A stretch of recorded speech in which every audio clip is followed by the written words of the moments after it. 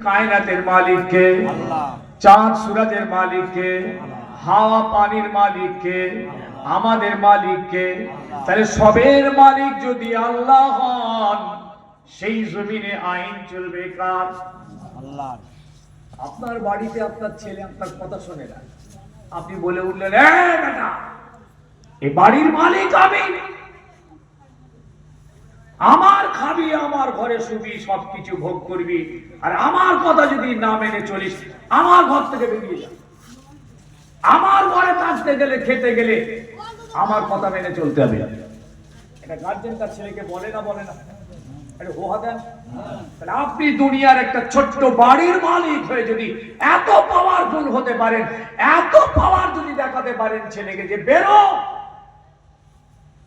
আল্লাহ পাক ঠিক সেই কথাটাই আমাদের বললেন, আমি কুল কায়নাতের মালিক, কুল মাখলুকাতের মালিক, তোদের মালিক জমিন আসমানের মালিক। আমার জমিনে থাকলে আমার আইন মেনে চলতে হবে। যদি তোমরা আইন মেনে চলতে না চাও, আমার আসমান আর জমিনের যে বর্ডার আছে, ওই সীমানার বাইরে বেরো। শুনেছেন?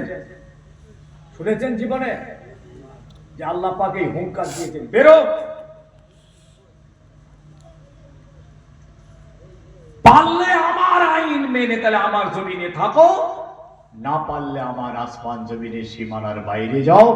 আমি আল্লাহ তোমাদের কোনো খবরে থাকবো না, কোনো খোঁজে থাকবো না। কি করছো না করছো কোনো কথা আমার থাকবে না, কোনো হুকুম তোমাদের সঙ্গে থাকবে না, আমার কোনো আদেশ থাকবে না। বেরো। আয়াতটা শুনলেন? কোরআন পড়নেওয়ালা ভাই যারা আছেন, আশা করি আপনারা এই আয়াত আপনাদের স্মরণে থাকবে। ইয়া মাআশিরাল জিন্নি ওয়াল ইনস, হে জিন এবং ইনসান সম্প্রদায়েরা। দুজনকে ডাকছে, জিনদেরকে ডাকছে। ইয়া মাআশিরাল জিন্নি ওয়াল ইনস ইন ইসতাতা'তুম, যদি তোমাদের দ্বারাই সম্ভব হয়, যদি তোমাদের ক্ষমতায় কুলিয়ে যায়, আনতানফুযু মিন আতরিস সামাওয়াতি ওয়াল আরদি, আমার আসমান আর জমিনের সীমানার বাইরে বেরিয়ে যাওয়ার। ফালফুযু, বেরো। আমার জমিনে থাকবে, আমার হাওয়া পানি চাঁদ সূরজ রাত দিন সব ভোগ করবে, আর আমার কথা তুমি মেনে চলবে না, ऐसा नहीं होगा। এরকম চ্যালেঞ্জ দিয়েছেন বাবাজি।